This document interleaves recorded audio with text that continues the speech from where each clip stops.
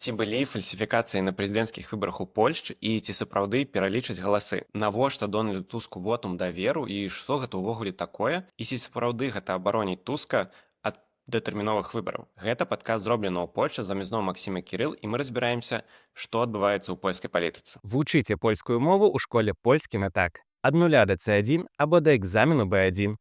Зніжка 15% з кодам «Зроблена».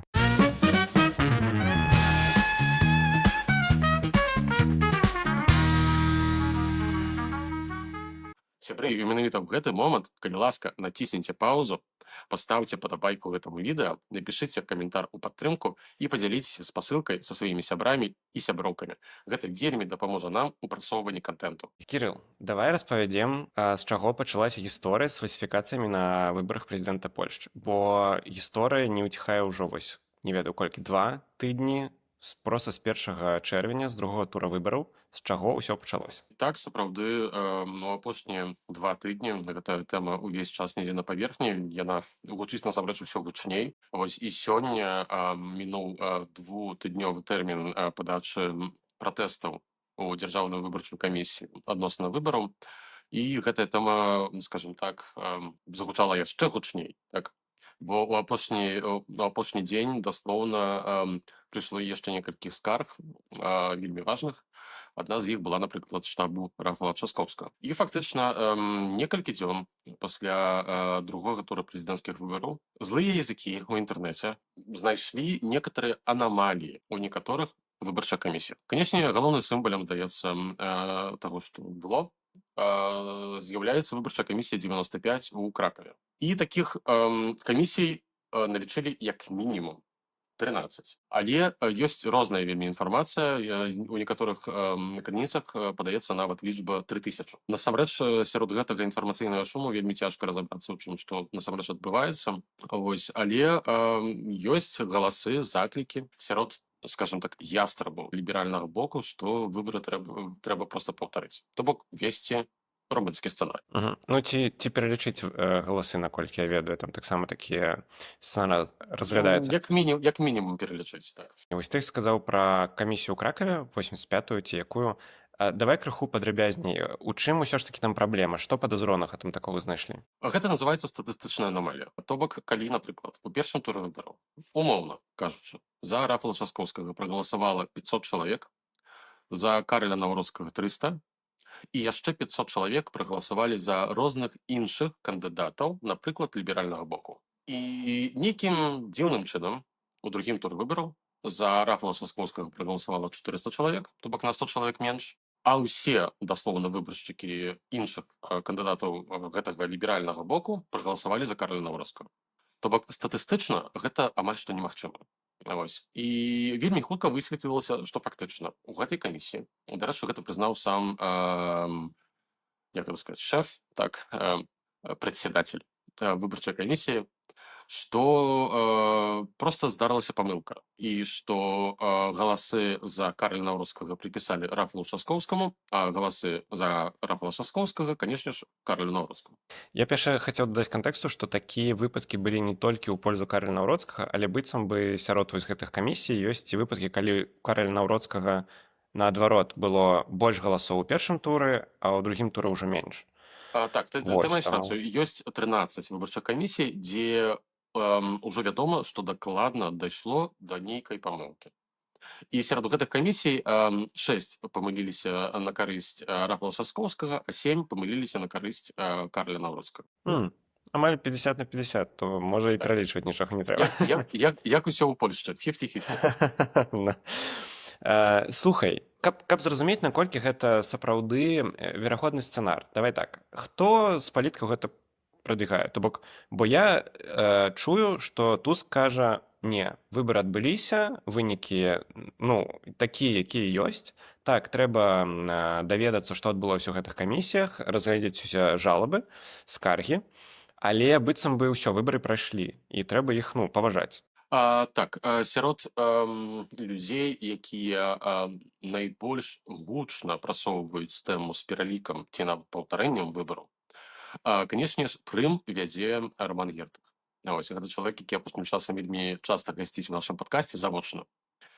Таксама яшчэ варта дадаць, напрыклад, асобу Томаша Ліса таго ж самага, таксама вельмі часта і ўсё часцей, здаецца мне, Гэта мы яго журналіст, наколькі я разумею. так, гэта вядомы журналіст, ліберальны журналіст, які проста вельмі моцна зненавіджаны ўсім кансерватыўным бокам палітычнай сцэны ў Польшчы.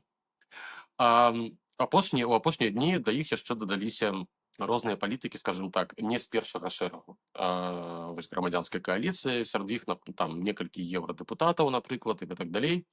Але менавіта сярод такіх дзейных палітыкаў высокага рангу ацэнкі вельмі асцярожныя. Сам Дональд Туск, як ты ўжо сказаў, таксама падкрэсліў, што трэба паважаць выбары, так, трэба праверыць усе гэтыя выпадкі, высветліць, што там здарылася, пакараць вінаватых, калі яны ёсць, калі гэта было, напрыклад, намерана зроблена так. Бо таксама нельга выключаць, што ў нейкай там камісіі, напрыклад, нехта, скажем так, перабольшыў крыху і вырашыў такім чынам увайсці ў гісторыю. Таксама іншыя палітыкі з урадавага боку, такія як Касіняк Камыш, напрыклад, іншыя, яны таксама падкрэслівалі, што не трэба гэтую лодку расхістваць, так, трэба сохраняць супакой, разабрацца ў тым, што здарылася, палічыць усё дакладна і ісці далей. Ну і зразумела, што з боку правых палітыкаў, пісу прыватнасці, увогуле няма размовы пра пералік галасоў, бо яны перамаглі. Пра камісіі давай. Хто увогуле сядзіць у гэтых камісіях? Ну, не проста сядзіць, а працуе, зразумела, і падлічвае галасы. Як гэта працуе ў Польшчы? Насамрэч, кожны можа стаць членам выбарчай камісіі. Гэта вельмі просты працэс, за гэта плацяць больш-менш нармальныя грошы. І вельмі часта ў камісіях... Колькі, калі не секрэт? На гэтых выбарах я не ведаю. У 23-м годзе, здаецца, за дзень плацілі каля 500 злотых. То бок, насамрэч, я думаю, што многія людзі сярод нашых гледачоў, якія галасавалі ўжо на выбарах у Польшчы, заўважылі, што там сядзяць звычайна маладыя людзі. Вельмі часта такім чынам дарабляюць студэнты. Так, бо за дзень некалькі соцень злотых, гэта даволі добры прыбытак, скажем так. Таксама выбарчыя камітэты могуць накіроўваць сваіх, гэта называецца ў Польшчы монж зауфання, то бок назіральнік. Так. І гэтыя назіральнікі таксама могуць удзельнічаць у працы выбарчай камісіі, проста сачыць за тым, каб усё адбывалася згодна з літарай закону. То бок выбарчы працэс у Польшчы гэта сапраўды празрысты працэс. Гэта працэс, да якога ёсць давер. Я таксама пару выпускаў таму казаў, што, на мою думку, выбарчы працэс гэта нешта такое святое, што павінна быць стэрыльным. Таму я, напрыклад, супраць таго, што там у нейкай камісіі маладыя людзі сядзелі ў чырвоных куралах, так, падчас дня галасавання. То бок гэта не тое, каб прамое парушэнне, але ўсё ж такі такое, такое. Непавага, быццам бы такая. Непавага да працэсу выбару. На мою думку, выбары ў Польшчы гэта адна з тых яшчэ невялікай колькасці рэчаў, якія засталіся сапраўды некранутымі, не згвалчанымі палітыкамі. І так, на мою думку, павінна застацца. Окей, глядзі. І была яшчэ гісторыя, што быццам бы хацелі праверыць вось гэтыя камісіі, дзе галасы памянялі так, што на Гродскім налічылі галасы Часкоўскага, у якога было больш, што там, напэўна, сядзелі нейкія людзі з пісу, там, з канфедэрацыі з правых партый, але высветлілася, што не. Так, ты маеш рацыю, былі такія выпадкі, дзе я не магу дакладна сказаць, ці такіх выпадкаў было больш, чым адзін, але прынамсі пра адзін вядома дакладна, што выбарчай камісіі, дзе памыліліся на некарысць Рафала Часкоўскага, не было прадстаўнікоў права і справядлівасці. Я не бачу нейкай сістэмы, тым, што у гэтых анамаліях. Так, ёсць нейкія там памылкі. Усе гэтыя памылкі трэба вельмі дакладна праверыць. Адпаведныя службы павінны зрабіць расследаванне, так. Калі нехта быў сапраўды вінаваты, то гэта асоба павінна панесці нейкую адказнасць. Канечне, я не кажу пра тое, што людзей трэба кідаць у турмы, але ёсць прадугледжаная законам адказнасць. Калі нехта зрабіў гэта наўмысна, то прошу bardzo, запрашаем у суд. Але так, Роман Гертых і ягонае асяроддзе у інтэрнэце іх называюць «Щільні разам». Гэта такія баявыя хомячкі Романа Гертыха, скажем так. Яны так вельмі моцна форсяць, разганяюць гэтую тэму, што выбары нам скралі. І фактычна ў такім выпадку Польшча стане першай дзяржавай у сусвеце, дзе апазіцыя скрала уладзе кіруючай выбары. Фальсіфікавала выбары. Фальсіфікавала выбары. Слухай, там яшчэ чуў нейкую гісторыю з нейкімі майстар-класамі ад ПІС, якія быццам бы праводзілі для чальцоў выбарчых камісій, і быццам бы кажуць злыя языкі, што менавіта на іх як гэта навучалі людзей, як фальсіфікаваць выбары. Што мы пра гэта ведаем? Так, фактычна і існуе такая арганізацыя, якая называецца РКВ, рух кантролю выбораў.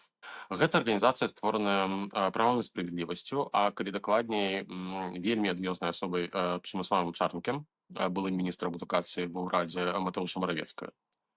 Гэтая арганізацыя фактычна была створаная, каб кантраляваць выбарчы працэс у варунках, ва ўмовах, калі права і справядлівасць не ва ўладзе. Яны рыхтавалі гэта ўсё пад сітуацыю, калі б вельмі нязначнай большасцю галасоў перамог бы Рафал Часкоўскі. Бо гэта стварала б поле для маніпуляцый ці падважання выбарчага працэсу. Ну, не складана сабе ўявіць, калі б, напрыклад, Рафал Часкоўскі фактычна перамог і перамог большасцю, напрыклад, 10 000 галасоў у маштабах краіны, дзе галасавала 21 мільён чалавек. Вельмі проста можна было б раскруціць тэму, што вось таксама у некалькіх, дасловна хапіла б некалькі камісій, што вось тут нам скаралі галасы і вось калі ласачка. І фактычна на апошнія тыдні у інтэрнэце можна было пабачыць нібыта відэадоказы, так, майстар-клас, так, навучанне вось гэтых членаў гэтага руху кантролю выбораў ці руху охороны выбораў, як так ён называецца, дзе чалавек, які праводзіў гэтую сустрэчу, ляпнуў нешта накшталт, ну, там часам могуць здарыцца памылкі, што галасы аднаго прыпішуць іншаму, ці наадварот, але гэта нічога страшнага, ну і гэтак далей. Ось, ну, ведаеш, на мой погляд, я бачыў гэта відэа, я не пабачыў там такой страшнай крамолы і не пабачыў адназначнага прызнання, што вось тут некага вучаць, як выбары фальсіфікаваць. Але было яшчэ іншае відэа. Гэта была размова з лідарам гэтай арганізацыі перад прэзідэнцкім палацам, ужо пасля выбараў, дзе ён таксама абмолвіўся, што вось мы вельмі баяліся, што прайграем гэтыя выбары, таму мы ўзялі ініцыятыву ў свае рукі. Што, канешне ж, калі, так скажам так, вельмі моцна нацягнуць гэтую саву на глобус, то можна прыйсці да высновы, што гэта прызнанне ў тым, што вось яны праявілі ініцыятыву, так, і, скажам так, дапамаглі перамагчы свайму кандыдату. Але ці гэта таксама ёсць прызнанне таго, што адбываліся нейкія махінацыі пры выбарчым працэсе? Ну, на маю думку, ўсё ж такі не. Але гэта ўвесь час не змяняе факту, што кожны такі выпадак павінен быць сумленна расследаваны, бо выбары гэта святое. Калі мы расхістаем гэтую лодку, зробім усё магчымае, што людзі перастануць давяраць выбарчаму працэсу, то мы знойдземся ў 4 літарах. Ось як краіна, фактычна. Я таксама хацеў дадаць да тваіх аргументаў, ну, як тое, што кажуць людзі, чаму быццам бы дакладна былі фальсіфікацыі, што быццам бы Карл Наўроцкі падчас сваёй прамовы увечар другога тура выбараў сказаў, што ўсё зменіцца ноччу, і быццам бы ён казаў так, быццам бы ён нешта ведаў. Ну, Я табе скажу, што ён ведаў. Вось. І як гэта могу сказаць сваім гледачам, і я гэта казаў увечары 1 чэрвеня, што правыя кандыдаты недашацаваныя. Вось, ён мог мець упэўненасць, што самае мінімальнае, што можа здарыцца, што вось гэтая розніца паміж ім і Часкоўскім змалее. Вось, і можна было закладаць, што ён выйдзе на першае месца. Вось, бо так было падчас кожных выбараў, бо гэта феномен выбаршчыкаў з правымі поглядамі. Частка з іх, 1-2%, саромеюцца прызнацца, што яны галасуюць за свайго кандыдата. Чаму так адбываецца? Ну, гэта ўжо пытанне да псіхолагаў. Ну, і яшчэ можна без гэтага нават дадаць, што ў штабе Часкоўскага і менавіта Дональд Туск таксама ж ведалі, што яны гэта зразумелі. не перамога. І, ну, дзіўна думаць, што ў штабе Карля Наўроцкага гэта не разумелі, бо там таксама працуюць разумныя людзі, якія ўмеюць лічыць. Сказалі ўжо пра тое, што кажуць там топ-палітыкі ліберальныя, што кажуць, ну, нічога не кажуць, бо выбары для іх добра склаліся з правага боку. Што Рафал Часкоўскі кажа? Ці ўвогуле ён неяк рэагаваў на гэтую сітуацыю? Рафал Часкоўскі нічога ані разу не сказаў пра гэтую сітуацыю. Ось я глядзеў, шукаў і нічога. Толькі вось сёння у апошні дзень падачы скаргі пайшла афіцыйная скарга з боку ягонага штабу, што вось былі тут нейкія неправідвовасці, так то бок ёсць пытаннячкі да вынікаў выбараў і трэба было б гэта праверыць. Вось таксама яны зрабілі старонку ў інтэрнэце, дзе людзі маглі дасылаць сваю інфармацыю. Ну, насамрэч я не здзіўлены, бо па-першае, ім таксама было варта паказаць сваім выбаршчыкам, што яны прыслухоўваюцца і да такіх галасоў таксама. Ось таму я ў гэтым не бачу нічога дрэннага. І, дарэчы, так, напрыклад, у твітары гэтая тэма вельмі жыва абмяркоўваецца. Таксама я бачу вельмі шмат меркаванняў ад людзей, якія займаюцца прафесійна статыстыкай. Вось яны нават рабілі мадэліравалі выбары і варта падкрэсліць, гэтыя людзі не выбаршчыкі Карля Навроцкага.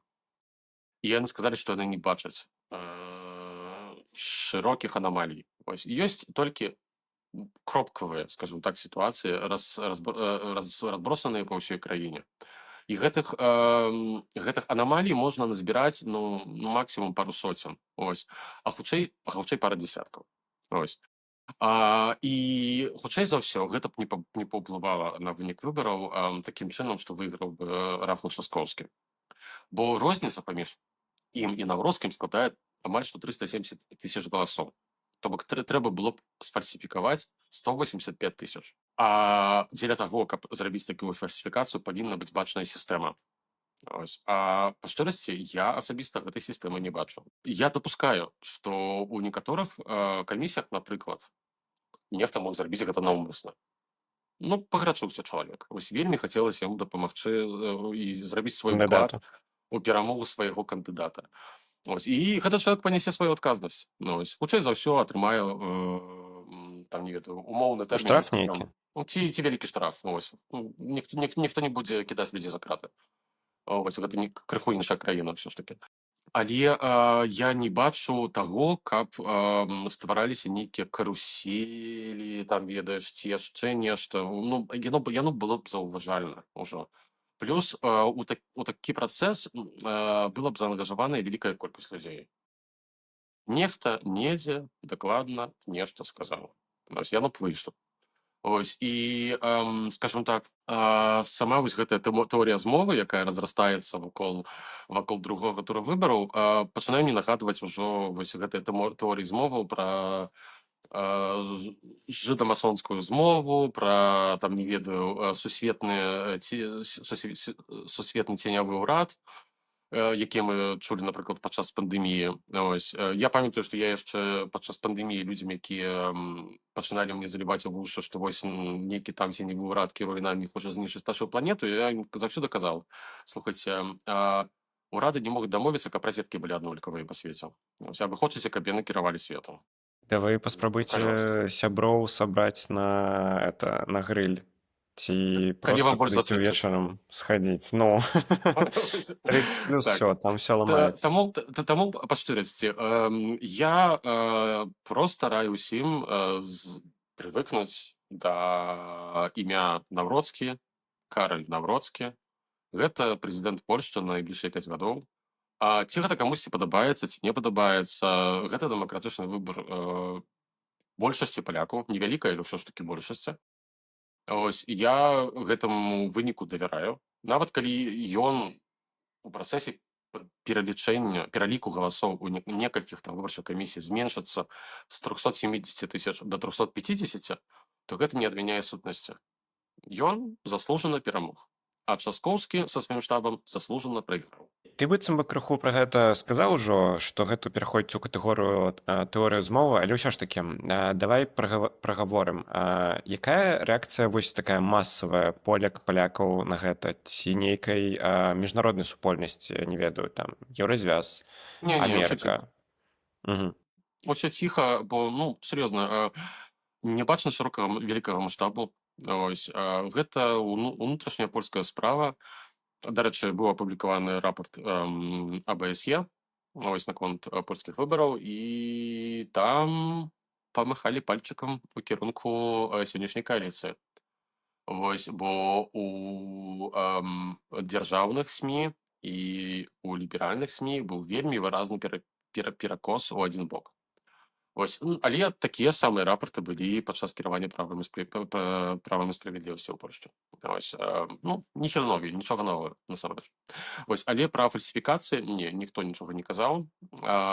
Сярод, кажу пра міжнародных партнёраў Польшчы. Канешне, адзначыўся Анджэй Дуда. Гэты чалавек, мне вельмі падабаецца, як ён скончыў сваю прэзідэнтуру, бо цягам апошніх парачкі месяцаў ягонага кіравання Польшчай ён проста яшчэ такі вялікі пратапласт мемаў створыць, і нам будзе пра што рабіць выпускі, калі мы будзем з ім развітвацца. Ён напісаў твіт, што, я думаю, ты яго чытаў, што гэтыя посткамуністы і ліберальна-прагрэсіўшчыкі хочуць нам тут знішчыць выбары, скрасці выбар палякаў. Не дамо. У іншым твіце ён амаль што наўпрост заклікаў гэтай 10,5 мільёнаў, якія прагаласавалі з Наўродска, выйсці на вуліцы і бараніць выбару. Вось ты сказаў, што прывыкаць да Караля Наўродскага на 5 гадоў прэзідэнтуры. Мы хутка паразмаўляем, ці не трэба адвыкаць ад прэм'ера Дональда Туска. Але перад гэтым я хачу яшчэ запытацца. Вось ты сказаў, што ўсё ж такі штаб Рафала Часкоўскага таксама склаў нейкую заяву, так бы мовіць. Усё ж такі ёсць шмат заяў. Быццам бы сёння ПКВ, гэта Цэнтральная збірательная камісія, сказала, што больш за 3000 скаргаў ужо яны прынялі. І хутчэй за ўсё іх значна больш, бо там яшчэ праз пошту можна было дасылаць. Яшчэ яны быццам бы накіравалі справаздачу ў Канстытуцыйны трыбунал, дзе таксама пазначылі, што... У Верховны суд, так, выбачаюся. Яны там таксама нешта пазначылі, нават зараз падгляджу свае запісы, што не ўсё так чыста за гэтымі выбарамі, і яны просяць Верховны суд праверыць усё дакладна і правесці расследаванне. Так, мелі месца інцыдэнты, могące мець ўплыв на вынік галасавання. То бок, штосьці магло быць, што магло паўплываць на вынікі, але яны так вельмі мякка пра гэта кажуць. І наколькі я разумею, што ёсць яшчэ час да 2 ліпеня, каб фінальна сцвердзіць, што выбары адбыліся. Гэта ўжо зробіць вышэйшы трыбунал, суд. Верховны суд, так. Так, калі мы паглядзім агулам на ўсю сітуацыю, то так, ёсць некалькі рэчаў, якія выклікаюць пытанні. Па-першае, гэта гэтыя анамаліі ў некаторых выбарчых камісіях. Таксама файна было б проста праверыць, я не кажу пра рэпрэсіўнікі, а проста адпаведныя органы павінны праверыць гэты рух охороны выбораў. З гэтымі заявамі іхніх членаў і гэтак далей. Таксама, напрыклад, у дзень выбараў члены выбарчай камісіі, якія былі прыхільныя права і справядлівасці, карысталіся адной аплікацыяй, якая не была нікім зацверджаная. Яе зрабіў дэпутат Сейму ад права і справядлівасці Дар'юш Матэцкі. Гэта той чалавек, які адсядзеў 2 месяцы ў турме і выйшаў пад залог. Карацей, пра што была гаворка? Гэта аплікацыя была створаная дзеля таго, каб правяраць, ці гэтыя засвядчэнні, якія дазваляюць людзям галасаваць у любым выбарчым участку ва ўсёй Польшчы, гэта паперак можна ўзяць, і калі ты едзеш у отпуск, напрыклад. І недзе па дарозе затрымоўваешся каля проста любога абсалютна выбарчага участка, ідзеш і галасуеш. І сябе дапісваюць напрыканцы спіску. Былі галасы, напрыклад, што члены выбарчай камісіі, напрыклад, адмаўлялі людзям выданне бюлетэняў для галасавання. Такія выпадкі таксама вельмі важна праверыць. І ўвогуле, што гэта за аплікацыя, якая нікім не зацверджаная і якая ўмешваецца ў выбарчы працэс. Такого быць проста не павінна, насамрэч. Усё гэта трэба дакладна праверыць, але ад гэтага ёсць Агенцыя беспечэнства внутрішняга, ёсць пракуратура і ёсць суд. І яны павінны вырашыць. І, дарэчы, у дзяржаўнай выбарчай камісіі няма інструментаў, каб зрабіць пералік галасоў. Я спрабаваў разабрацца ў гэтым пытанні, але па шчырасці чым больш я чытаў, тым менш я разумеў. Бо гэта як з тымі равінамі. Вось адзін кажа так, другі кажа не. Вось тут таксама. Кожны юрыст у залежнасці абсалютнай ад сваёй палітычнай ангажаванасці інтэрпрэтуе законы па-рознаму. Вось. Але агулам агульна прынята, што так, у дзяржаўнай выбарчай камісіі такіх інструментаў проста няма. Гэта вырашае суд. Але і тут ёсць адзін хачык. Бо Права і справядлівасць змяніла падчас тых рэформаў, якія яны рабілі ў судовай сістэме, і якія толькі пагоршылі сітуацыю насамрэч. Яны стварылі новую палату у Верховным судзе. Гэта ізба контролю надзвычайнай, то бок палата надзвычайнага контролю, дзе засядаюць толькі і выключна людзі вельмі цесна звязаныя з правам і справядлівасцю. Пры гэтым Верховны трыбунал Еўрапейскага Саюза некалькі гадоў таму выдаў прысуд, згодна з якім гэтая палата не з'яўляецца судом. І гэтая палата, існаванне якой абсалютна не прызнае ліберальны бок, будзе зацвярджаць вынікі выбару. То бок, тэарэтычна, гэта проста выдатнейшая такая калітачка, каб зрабіць у пошце пажар. Вось. Але ці так яно будзе, час пакажа. Я вельмі спадзяюся, што у палітыкаў і з аднаго, дарэчы, і з другога боку, бо абодва бакі сябе вартыя насамрэч у такіх справах.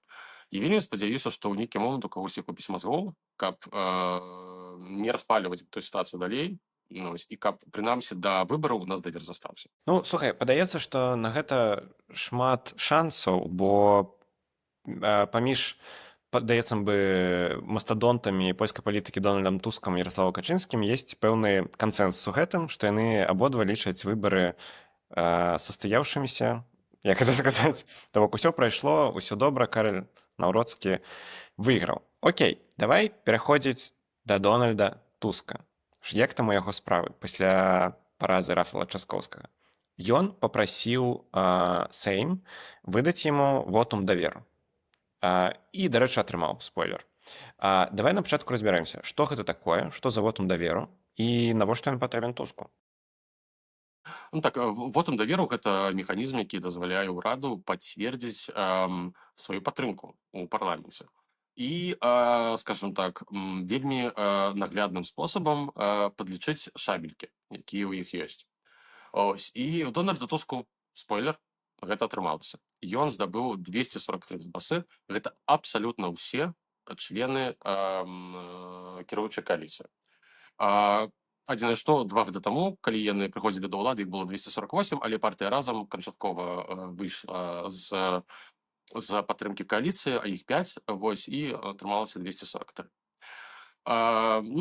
Скажем так, гэта такі невялічкі тактычны поспех Дональда Туска на дадзены момант. Так, ён пакуль што пры ўладзе застаецца. Ну, але, слухай, якая была рэакцыя грамадства? Ну, то бок, окей, кааліцыянты быццам бы пералічыліся, яны, напэўна, задаволеныя, што атрымалі вотум даверу і застаюцца ва ўладзе, але якая была рэакцыя правага боку, там, ПІСу прыватнасці?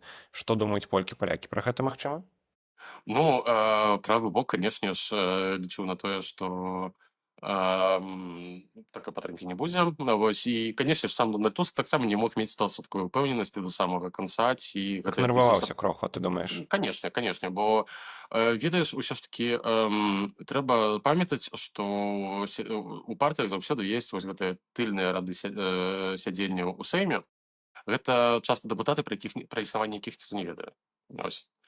Яны прыходзяць на працу, націскаюць гузічкі, вось, і ўсё. І ў нейкі момант яны пачнуць, магчыма, ўжо пачалі, задумвацца, а што будзе з маёй будучынай? Ось. І тут, скажем так, з-за вугла можа пачаць ім нешта нашэптаваць нехта з Права і справядлівасці. Ведаеш, гэта як той змей-скусіцель у Бібліі, так, які будзе круціцца і віцца вакол цябе, з'еш яблык, накусі яблык. Ось так гэта выглядае. Гэта Браун быў бы з табой задаволены за аналогіі. Свеч Божа. І, канешне ж, сам Дональд Туск такой пэўнасці мець не мог. Тым больш, што нават сярод дэпутатаў дзейнай кааліцыі, напрыклад, Марк Савіцкі, гэта такі старажыл польскага сейму, які працірае штаны ў сейме ўжо 35 гадоў. Вось гэта дэпутат ад ПСЛ. Ён сказаў, што нам патрэбны новы прэм'ер. Час Дональда Туска мінуў. Ось, ну і па шчырасці я тут магу шмат чым пагадзіцца. Ось, адзінае, што я б вельмі хацеў, каб яны сышлі на пенсію разам з Ярославам Качынскім. Нарэшце далі спажыць спакойна гэтай краіне. Слухай, там яшчэ па дарозе да гэтага вотума былі, ну, па-першае, у дзень вось гэтага паседжання пра вотум быў вялікі выступ Дональда Туска, экспозе цэлае, гэта праграмны нейкі выступ. І там яшчэ адбылася вялікая сітуацыя, што там можна было задаць пытанне Дональду Туску, і захацела гэта зрабіць больш за 200 дэпутатаў, калі я не памыляюся. 270, здаецца. Так, Гэта так, быў абсалютны рэкорд у Сейме. Падаецца, што такі, ведаеш, вотум даверу, але і пытанняў шмат. Што пра гэта трэба ведаць? Давярай, Пра гэта. але правярай. Ну, я згодны. Ну, так, насамрэч, кожнае галасаванне па падтрымцы ўраду заўсёды папереджвае экспозе. Гэта праграмная прамова кандыдата на пасаду прэм'ер-міністра ці дзейнага прэм'ер-міністра, які хоча пацвердзіць свой мандат. І так, Дональд Туск выступіў з экспозе, і што я пабачыў? Я пабачыў неверагодна стомленага чалавека, не пабачыў нейкіх новых ідэй, ось як ён хоча застацца ва ўладзе на наступныя 2,5 гады. Вось, я пабачыў, вось, дарэчы, амерыканцы часам гуляюць у такую гульню, што калі яны чуюць там нейкае слова, то яны робяць глоточак піва. Ось, такая гульня на вечарынках, так? Вось, калі б я падчас экспозе Дональда Туска рабіў бы тое самае, я б спіўся. Бо слова «піс» спадар прэм'ер паўтарыў, здаецца, сотні разоў проста. Там было проста вось «піс», «піс», «піс», «піс», «піс». Нават палітыкі апазіцыйныя на гэта звярталі ўвагу, сярод іх, напрыклад, Адріан Зальберг, які апублікаваў такі твіт, што «піс», «піс», «піс» і нічога венцай, нічога больш. Усё гэта экспозе было збудаванае вось на вельмі простым механізме, што вось яны, а вось мы.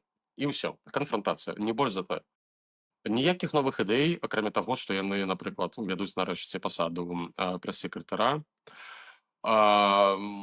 ці што яны вось, дарэчы, зробяць рэканструкцыю ўраду, пра гэта мы яшчэ там зараз тут таксама паразмаўляем, бо пра гэта трэба сказаць. Але агулам яно было нуднае. Ось.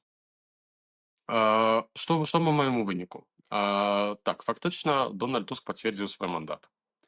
Я глядзеў розныя СМІ. І глядзеў, напрыклад, ліберальныя СМІ, якія увечар гэтага дня, калі Дональд Туск атрымаў вотум, абвесцілі, што ўсё пра датэрміновыя выбары можна забыцца, і што вось да 27-го года кааліцыя дакладна будзе існаваць. Вось я хацеў пра гэта запытаць, ці гэта праўда? Ой, я б не быў настолькі упэўнены, калі шчыра, бо, па-першае, на дадзены момант ніхто не хоча перадтэрміновых выбараў. У дадзены момант. Нават Правда і справядлівасці на дадзены момант абсалютна не патрэбныя перадтэрміновыя парламенцкія выбары. Але праз паўгады сітуацыя можа быць зусім іншая. Бо мы яшчэ нават не паспелі пабачыць рухаў у падтрымцы палітычнай партыі. Ужо з'явіліся там некаторыя даследаванні пасля выбарчых, якія паказваюць, што там ужо нешта там нібыта адбываецца, але яшчэ вельмі рана казаць пра нейкія трэнды. Вось. Але праз паўгады можа быць зусім інакш. Калі пачнецца кохабітацыя, то бок суіснаванне, współrządzenie Карля Nawrockiego і прэм'ера Туска, гэтае суіснаванне можа быць значна больш гарачым, чым у стасунках з Анджэем Дудай. І калі, напрыклад, Карл Nawrocki будзе абсалютна блакаваць усё, што захоча зрабіць кіруючая кааліцыя, то падтрымка ўраду Дональда Туска паляціць яшчэ мацней уніз. І вось тады, напрыклад, можа з'явіцца такое вакенце магчымасцяў для Права і справядлівасці каб вось зрабіць такую авантуру і нейкім чынам давесці сітуацыю да перадтэрміновых парламенцкіх выбараў. І дарэчы, у кантэксце, напрыклад, вяртання піс да ўлады мы ўвесь час кажам пра тое, што вось ужо фактычна нібыта амаль што існуе кааліцыя права і справядлівасці канфедэрацыя. Я б таксама не быў настолькі ўпэўнены ў гэтым, бо у апошнія вось гэтыя 2 тыдні тое, што робіць і кажа Ярослав Качынскі, тое, як ён звяртаўся да канфедэрацыі, як да хлопчыкаў у шорціках вось у пясочніцы, паказвае, што гэты чалавек абсалютна не настаўлены на кааліцыйны ўрад. Вось. Ён вельмі моцна прывык, і яму спадабалася. Ну, я не здзіўлены, што спадабалася кіраваць Польшчай самастойна. Вось, яны 8 гадоў не мусілі мець кааліцыянта. І гэта менавіта тое, да чаго імкнецца, прабачце, Ярослав Качынскі. Ну, але слухай, вельмі коротка, і зразумела, што гэта зараз вось вельмі віламі па вадзе пісана, але ці магчыма гэта ў 27 годзе? Падаецца, што ў канфедэрацыі моцныя пазіцыі, там у Моцныя кааліцыі пазіцыі ўсё ж такі. Моцная пазіцыя на дадзены момант. Ці так яно будзе праз 2 гады, ніхто не ў стане насамрэч прадказаць. Вось. І таксама, як і у самой канфедэрацыі, таксама вельмі верагодна, што гэта ўсё ж такі кааліцыя 2 вялікіх палітычных створаў. Так? Гэта Рух народовы і Нова надзея. Вось, яны таксама могуць паміж сабой пасварыцца, бо ідэалагічна яны вельмі розныя. Вось. І таму час пакажа. Час пакажа. Будзем чакаць, а пакуль апошняя тэма па ўрадзе Дональда Туска – гэта яго рэканструкцыя. Што там адбываецца? Я пачну з такога жарціка, калі, Кірыл, стала зразумела, што ты прапаў з Твіттера, я ўжо хацеў жартаваць, што, магчыма, ты проста пайшоў на пасаду прэс-сакратара новага жонда? Ці не звалі цябе? Вось такое пытанне. Блин, спаліў. Так, нарэшце, скажем так, адзінае, што запозна, ось, але ўрад пачаў варушыцца. І, па-першае, яны абвесцілі, што ўжо дакладна будзе прэс-сакратар, пра які мы ў нашым падкасці казалі ўсе гэтыя 1,5 гады. Не, наш падкаст існуе толькі 9 месяцаў, але вось, Але мы казалі 1,5 гады. у Твіттары я казаў 1,5 гады. Вось. І так, яны абвесцілі, што вось ствараць гэтую пасаду, і што гэта будзе нейкі вельмі высокага ранга палітык. Кажуць, ёсць такія чуткі, што гэта будзе малады палітык з грамадзянскай кааліцыі Адам Швабка. Гэта міністр справ еўрапейскіх на дадзены момант. Ён сапраўды вельмі здольны палітык.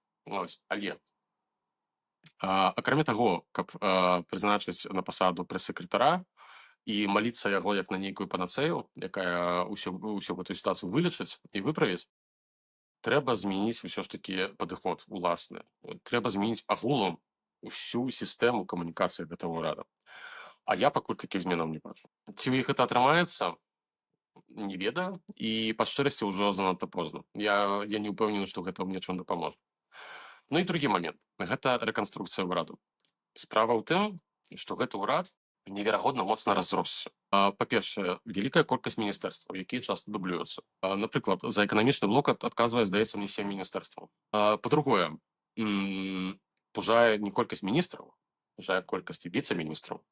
Лічба пераваліла за 100. Як гэта працуе? Гэта ўрад, гэта шырокая кааліцыя. Кожная партія ў кааліцыі хоча мець сваё месца. І у выніку паўстаюць проста паталагічныя сітуацыі. Наколькі я памятаю, у міністэрстве замежных спраў 7 віцэ-міністраў. Пры гэтым Сікорскі працуе з 3. А 4 гэта з партыйнага надання. Яны проста лічацца там віцэ-міністрамі і амаль што нічога не робяць. Адзінае, на што іх там можа пашлюць там нейкую там стужачку перараза знедзе там, так? А грошыкі атрымаюць. У выніку галасы пра тое, што гэты ўрад трэба адхудзіць і яго выразна зменшыць, ішлі з самага амаль што пачатку. Прыкладна праз 3 месяцы пасля паўстання ўраду яны з'явіліся. Чамусьці яны вырашылі правесці гэтую рэканструкцыю ўжо толькі пасля выбараў. Хаця, на мой погляд, гэта трэба было зрабіць яшчэ добрыя паўгады таму. Вось, якая мэта у Дональда Туска? Наколькі я разумею, яны хочуць удвая зменшыць лічэбнасць ураду. Вось. Канечне, гэта можа прывесці, тут таксама трэба быць асцярожным, што вось гэтыя бедныя няшчасныя віцэ-міністры, якіх пазбавіць пасады, яны будуць вельмі лёгкай цэлью для палітычнай карупцыі з боку права і справядлівасці. Гэта той самы змей-искуситель, які будзе віцца вакол іх і, напрыклад, падчас галасавання ў Сейме па бюджэце шаптаць ім на вуха: націсні чырвоны гузячок, ну націсні чырвоны. Вось. А праву і справядлівасці дастаткова назбіраць такіх няшчасных, бедных, абдзялённых усяго толькі, здаецца, 17 чалавек. Ось. І ў такім выпадку Кароль Навроцкі лёгкім росчеркам пера падпіша роспуск Сейму. І нас будуць чакаць перадтэрміновыя парламенцкія выбары. Але гэта, канешне, час пакажа. А можаш крыху падрабязней пра гэты механізм, бо мне падаецца незразумела, мы зараз прамовілі, як можа Рафал Часкоўскі, ой, Ай-яй-яй. кансерва ўскрылася, як можа Кароль Навроцкі распусціць урад? Прэзідэнт можа распусціць урад у выніку, калі Сейм не прыме бюджэт. Патэнцыйная вось гэта кропка турбулентнасці, гэта час, калі трэба будзе падпісваць. Гэта будзе студзень і стычань. Снежань і студзень, прабачце, калі ласка. У маёй галаве перамяшаліся ўсе мовы. Раз я пераблытаў Рафала Часкоўскага і Кароля Навроцкага, то давай паразмаўляем крыху пра Кароля Навроцкага. Літаральна пару хвілінак напрыканцы выпуска. Ён ужо, ён яшчэ не ўступіў ва ўладу, але ўжо паспеў нешта і нагаварыць, і нарабіць. Ён ужо назваў прэм'ера Дональда Туска найгоршым прэм'ерам у гісторыі Польшчы. Што яшчэ ён паспеў зрабіць? Так, 12 чэрвеня адбылася урачыстая цырымонія ўручэння Каролю Навроцкаму засведчання аб выбары яго на пасаду прэзідэнта Рэчы Паспалітай. Традыцыйна гэтая урачыстасць адбываецца ў каралеўскім замку ў Варшаве. У прысутнасці палітыкаў з розных бакоў палітычнай сцэны. І падчас гэтай урачыстасці прэзідэнт-элект выступіў з кароткай прамовай. Я праслухаў яе, і што звярнула маю ўвагу. Яна была ў вельмі моцна паяднаўчым тоне. Ён нават падчас прамовы сказаў, звяртаючыся да выбаршчыкаў Рафала Часкоўскага, што хацеў бы таксама звярнуцца да выбаршчыкаў з другога боку, што я буду і вашым прэзідэнтам. Ну і карацей, там, нех жыве Польска, брава, ось, ўсё файна, ўсё круто. Ось. На мою думку, калі б прэзідэнтам стаў Рафал Часкоўскі, то ягоная прамова на 99% супадала б з прамовай Кароля Навроцкага. То бок гэта абсолютна класічная, тыповая прамова, што вось я буду для ўсіх вас. Канешне ж, ёсць галасы, што якім жудасным будзе прэзідэнт Кароль Навроцкі, але, слухайце, ён яшчэ не заступіў на пасаду. Вось пачакаем 2 месяцы і паглядзім на першыя ягоныя крокі на пачатку восені. Дарэчы, ён пачаў ужо збіраць каманду сваю. На дадзены момант гэта такія, скажем так, не тое, каб ужо пацверджаныя інфармацыі, але такія інсайты, так, з асяроддзя Кароля Навроцкага, асяроддзя права і справядлівасці.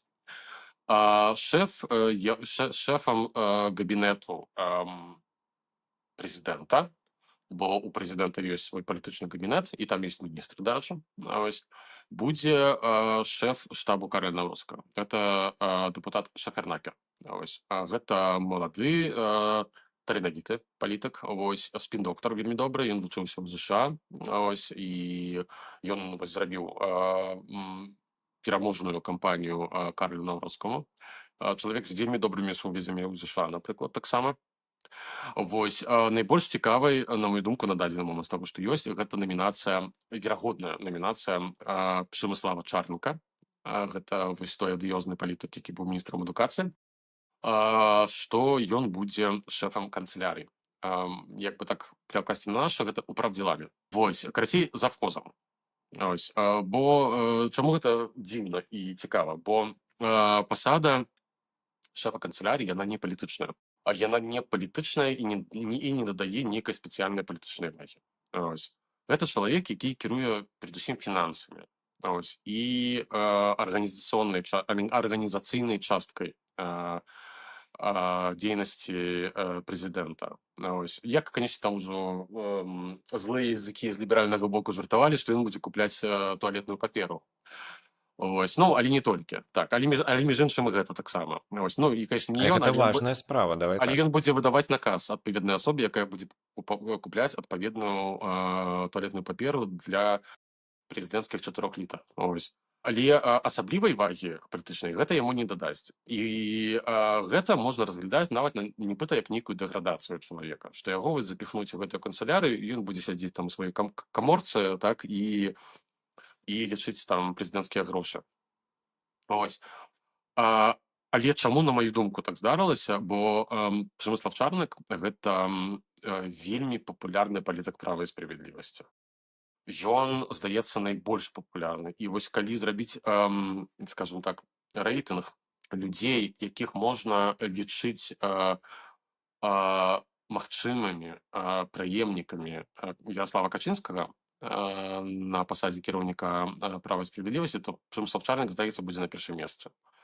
Вось. І, магчыма, такім чынам, скажем так, Ярослав Качинський хоче мець такого свайго шпіёна ось у новай канцылярыі новага прэзідэнта. Ось, бо Przemysław Czarnek дакладна будзе ўсё дакладваць Ярославу Качынскаму. Окей. Пабачым яшчэ, хто ў выніку будзе ў складзе вось гэтай каманды прэзідэнцкай. Апошняе, чаго чакаць ад Караля Наўродскага? Хацелася б, канешне, щоб вось тая прамова, з якой выступіў прэзідэнт-элект 12 чэрвеня у каралеўскім замку ў Варшаве, што вось ён будзе прэзідэнтам усіх палякаў, што ўсіх хоча аб'яднаць, засыпаць падзелы і так далей, каб гэта было праўдай. Але інтуіцыя і досвед у палітычным жыцці Польшчы паказвае, што шансы на гэта раўны нулю. Хутчэй за ўсё, нас чакае вельмі моцная палітычная турбуленцыя, якая пачнецца вось ужо ўвосень. Пасля таго, як прэзідэнт-элект заступіць на пасаду, і пару тыдняў пасля гэтага палякі пачнуць вяртацца з адпускоў, таксама вернецца Сейм. Вось. І нас чакае палітычны роллер-коўстер. Ось, бо, як ось ти вже сказав, так, Карл Навроцький у інтерв'ю порталу «Віртуальна Польська» назвав Дональда Туска найгоршим прем'єр-міністром у історії і навіть виразив надію, що він хутко перестане мучити поляків своєю присутністю. Ось, так, м'яко кажучи. При гэтым вядома, што Дональд Туск гэта, ну, таксама той яшчэ фрукт, насамрэч. І у яго вялікі досвед палітычных спораў з прэзідэнтамі непрыхільнымі яму. І вельмі часта ў яго таксама атрымоўвалася гэтых прэзідэнтаў і прынізіць, і зрабіць ім нейкія пакасці. То бок, вельмі верагодна, што мы пабачым сітуацыю, як у той прымоцы найшла каса на камень. І нас чакае спор двух альфа-самцоў палітычных. І ніводны з іх не саступіць у сваім імкненні знішчыць суперніка. Карацей, подписывайтесь на зроблена ў Польшчы. Дакладна так. Ставьте нам падабайкі, пішыце каментары, падтрымлівайце нас грашыма. Будзем разам назіраць за тым, як польскія альфа-самцы палітычныя змагаюцца за сваю самую альфа-самасць. Вось, І мераюцца сваімі мандатамі. І мераюцца мандатамі. Вось, з вами былі Максим і Кірыл. Калі ласка, заставайцеся з намі, сустрэнемся праз тыдзень. Дзякуй, што вы былі сёння з намі. Калі ласка, подписывайтеся, ставьте лайки и падтрымлівайце нас. І да сустрэчы праз тыдзень.